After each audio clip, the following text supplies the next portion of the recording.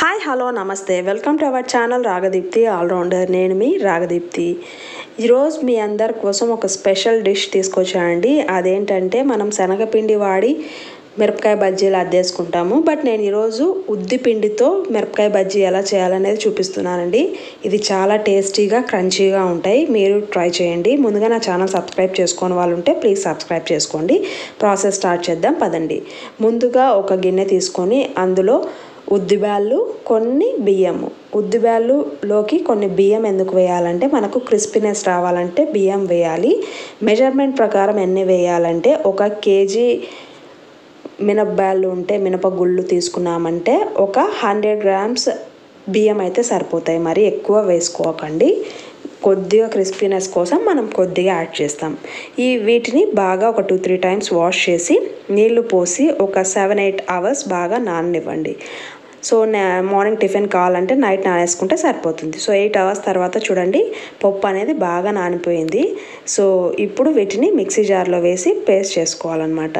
So చూడండి ఉద్దిబ్యాళ్ళు కూడా బాగా ఉబ్బాయి, బియ్యం కూడా చాలా బాగా నానిపోయాయి.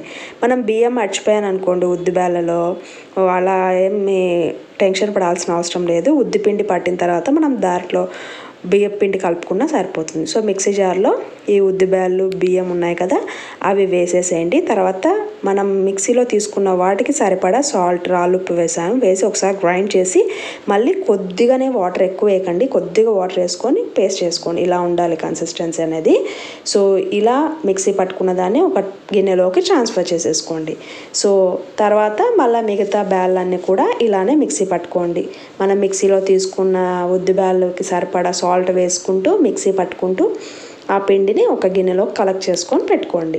సో ఈ పిండి రెడీ అయిపోతే మనకి జస్ట్ ఒక 5 మినిట్స్లో బజ్జీలు వేసుకోవచ్చు. సో పిండి అంతా ఈ గిన్నెలోకి తీసి పెట్టుకున్నాను. సో మొత్తం పిండి వేసేసుకున్నాము. ఇప్పుడు బజ్జీలు వేసుకోవాలి. సో అందుకని బజ్జీలు వేసుకునే ముందు దీంట్లో సోడా పొడి వేయాలన్నమాట. పిండి కన్సిస్టెన్సీకి తగ్గట్టు సోడా పొడి వేయండి. వేసి బాగా మిక్స్ చేయండి. సోడా పొడి ముందే వేసామంటే ఎక్కువ ఆయిల్ పీలుస్తుంది. సో అందుకనే మనం ఎప్పుడైతే డీప్ ఫ్రై చేస్తామో అప్పుడు వేసుకుంటేనే సరిపోతుంది. సో ఇప్పుడు స్టవ్ ఆన్ చేసి కడాయి పెట్టి డీప్ ఫ్రై కోసం ఆయిల్ వేయండి. అది కాగేలోపు మనం మిరపకాయలు తీసుకుందాము. బజ్జీ మిరపకాయలైనా తీసుకోండి, నాటి మిరపకాయలైనా తీసుకోండి. అవి బాగా వాష్ చేసి కింద ఈ తొడిమి ఉంటుంది కదా అది కొద్దిగా కట్ చేయండి. ఎందుకంటే మనం బజ్జీలు వేసినప్పుడు పగలకుండా ఉండడానికి సేఫ్ సైడ్గా మనం ఇది కట్ చేసి పెట్టుకుంటాం అనమాట. ఇప్పుడు పిండి రెడీ. పిండి కన్సిస్టెన్సీ ఇలా ఉండాలన్నమాట. దాన్ని బట్టి మీరు వాటర్ వేసుకోండి. ఇప్పుడు ట్రెండీగా ఎలా చూపిస్తున్నారు, డైరెక్ట్గా ఇలా పిండి డిప్ చేయకుండా గ్లాస్లో పిండి వేసుకొని డిప్ చేసి చూపిస్తున్నారు కదా. సో అందుకనే నేను కూడా మీకు అలా చూపించాలనుకుంటున్నాను. సో అందుకనే ఒక గ్లాస్లోకి ఈ పిండి మొత్తం ట్రాన్స్ఫర్ చేసి దాంట్లో డిప్ చేసి చూపిస్తాను అనమాట. సో ట్రెండ్కి తగ్గట్టు మారాలి కదండి మనం కూడా. సో అందుకనే సో పిండిని మొత్తం నేను ఇలా ఒక గ్లాస్లోకి ట్రాన్స్ఫర్ చేస్తున్నా. కన్సిస్టెన్సీ మీకు అర్థమవుతుంది కదా. సో అలా ఉండేటట్టు చూసుకోండి. ఇప్పుడు ఆయిల్ బాగా హీట్ ఎక్కిపోయింది. సో ఇప్పుడు మిరపకాయ తీసుకొని దీంట్లో డిప్ చేయండి.